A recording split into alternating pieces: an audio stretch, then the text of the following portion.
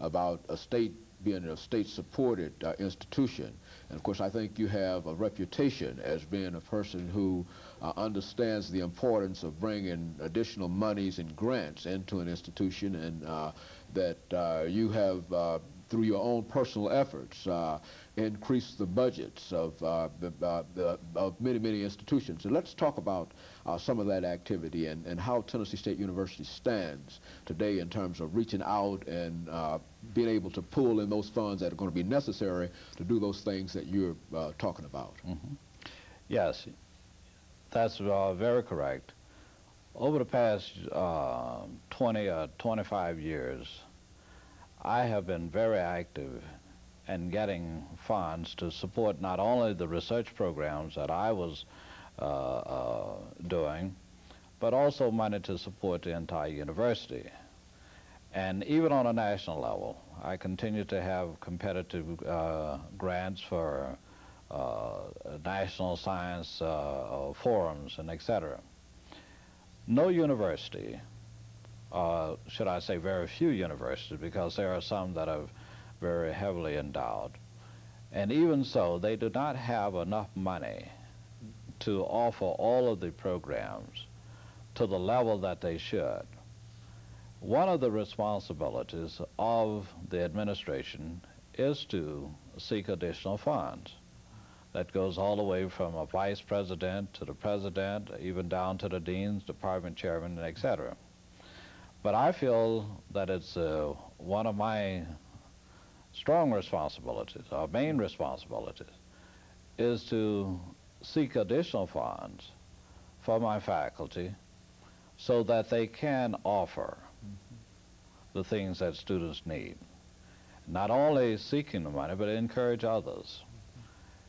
Not because of the fact that I arrived at Tennessee State University on August 1, 1991, but through additional encouragement, I'm seeing an increase in the funding level of federal grants and private contributions to the university.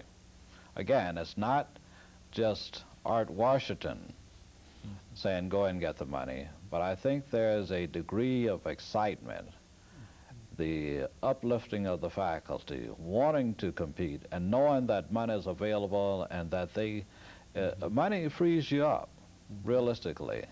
You know, if you have your own dollars, you can travel, you can become more educated, you can take your students to exciting things, and you're not dependent upon the money that you're going to get from the state of Tennessee, which is great.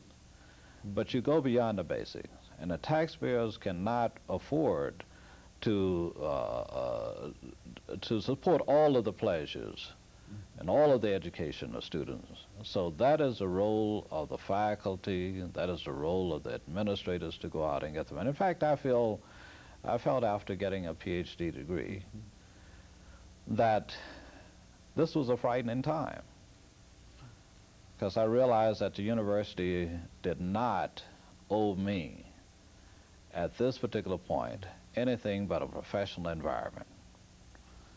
They owed me a room if they employed me, the electricity in that room for a short time, a chalkboard, and possible a laboratory. And the size of the laboratory depended upon the amount of money that I would bring in. And that's been my fear for the last 20 or 21 years, and I live with that. And it's an enjoyable fear because I like to think that I'm competitive. And it keeps you active, always seeking out additional funds and additional grants and whatnot. That's true, and keeps me on top of my field also. I have to continue to read. Very good. Doctor, one of the things I think that many of us are concerned about in terms of Tennessee State University in the year 2000 certainly has to do with the physical facilities and the academic program. But in a real sense, one thing that we find is that there seems to be a decline in the kind of support that students need, financial support. Everywhere you look, there's a cutback and all of those things. And while we are designing an excellent institution for the year 2000, it is becoming more and more difficult for many of our young people to experience a college education. What can we do? What can the public do in order to try to create a better environment for more financial aid for our students and that kind of thing? Well, one of the things that we talk about, and when I say we, that is on a national level, is certainly the federal contribution to financial aid, the Pell Grants and et cetera. That's one way of helping a student to get an education. But the other way is the active faculty, again, seeking grants. And within those grants have spots or sections there to support students, undergraduate scholarship, graduate assistantships. Also, if we become the university that people think that we ought to be, then our reputation will be of such a nature that we're not only going to get the contribution that we seek through grants, whether it be federal or private grants, but you get additional support from private foundation, private gifts and donations. People like to give to exciting things. If the university is about educating the masses and doing a good job for the state of Tennessee, then I see no need for us to fear that our students will not have support, because those dollars will come just like dollars come to Vanderbilt and others. Certainly, people are going to have particular universities that they're going to give more to than others. But our competition is that of a person who's doing a good job or a university that's doing a good job, and we expect to do a much better job than we've been doing.